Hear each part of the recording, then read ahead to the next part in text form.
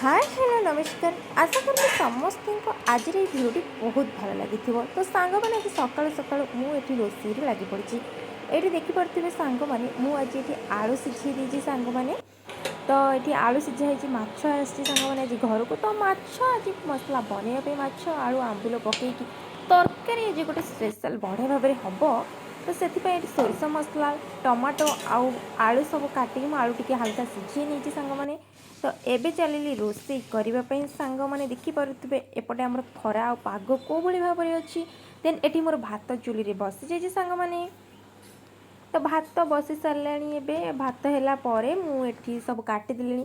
तो माछ आस संगे संगे चिकेन भी आसी जाइए। तो से चिकेन भी मसला और आलू काटी नहीं सांग मैंने।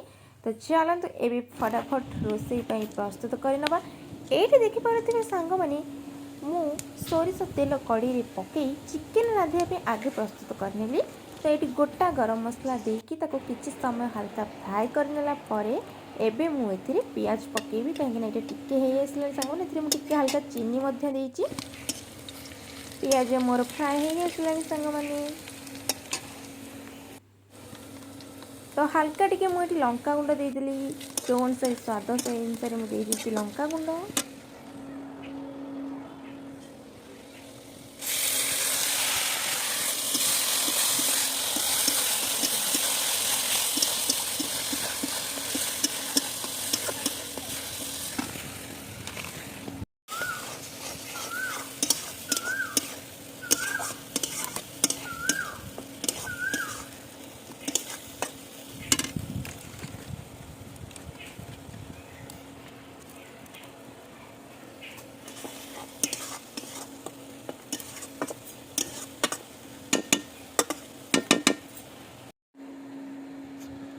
सो फ्रेंड्स एठी मोर मसला कषा चली सांग मैंने देखिपे पूरा बाड़ी रे चुली होती। तो चुली रे एबे रोषे चलती सांग मैंने। क्या चुली रे हाथ तेल रोषे भल लगे कमेंट कर निश्चय जानवे। केतबेले आमर पाग पूरा बदलबार लगी खरा वर्षा आउ बो आमर माछ काटिदेला।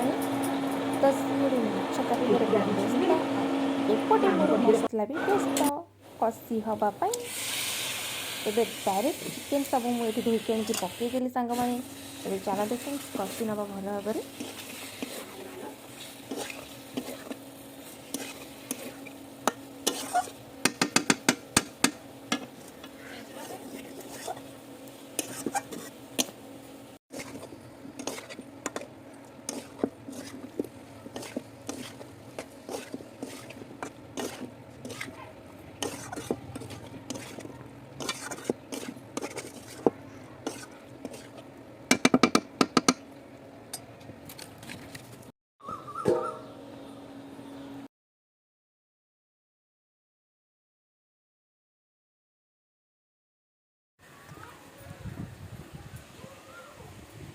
तो सांग मैंने ये मोर चिकेन कषि है मुझे पा दे दीजिए। एबे मोर तरकारी चिकेन आलू झोल ए रेडी सांग मैंने। तो एपटे माछ सब कटा हो धुआई रेडी चिकेन हो सारापर ये मुझे बनईबी माछ तरकारी।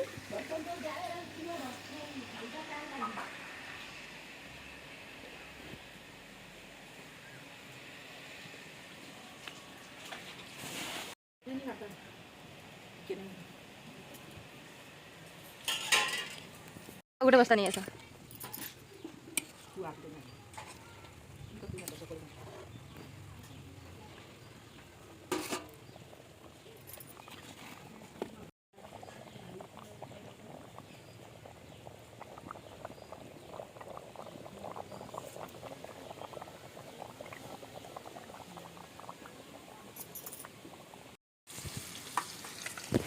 सो फ्रेंड्स ये चली आसला चिकेन मु रांधि एबे किंतु माछ तरकारी बो रांध।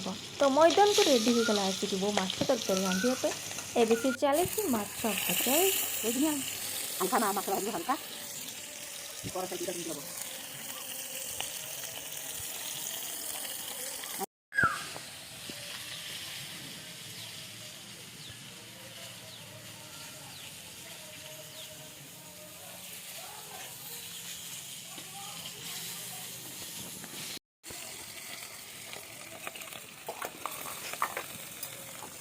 हल्का बसिया जगह ठीक है। ତୁ ଆଗେ ଖୋଲୁନୁ ମୁଁ ପକେଇବି।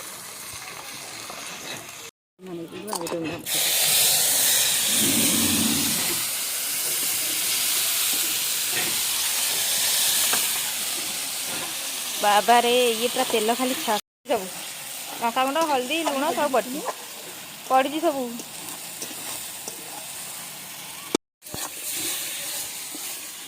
ଆମ ବାଡ଼ିରେ ଆଜି ବିଲାତି ଆଳୁ କଷା ହେବା ସିଝା ହେଇଯିବ ଆଳୁଟା ହେଲେ ଅଳ୍ପ କଷିବ।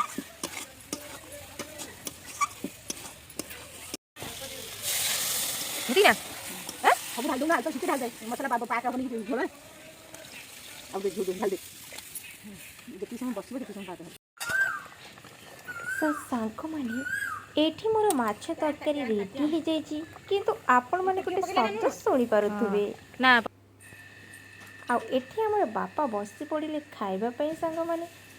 ଆଉ କୋଇଲିର ଶବ୍ଦର କୁକୁରେ ଖାଇବା ବି ପୁରା ଲାଗୁନି ଜମିଗଲା। ମାଛ ତରକାରୀ ଦେଖିକି ପକେଇ ଦେଇଛି।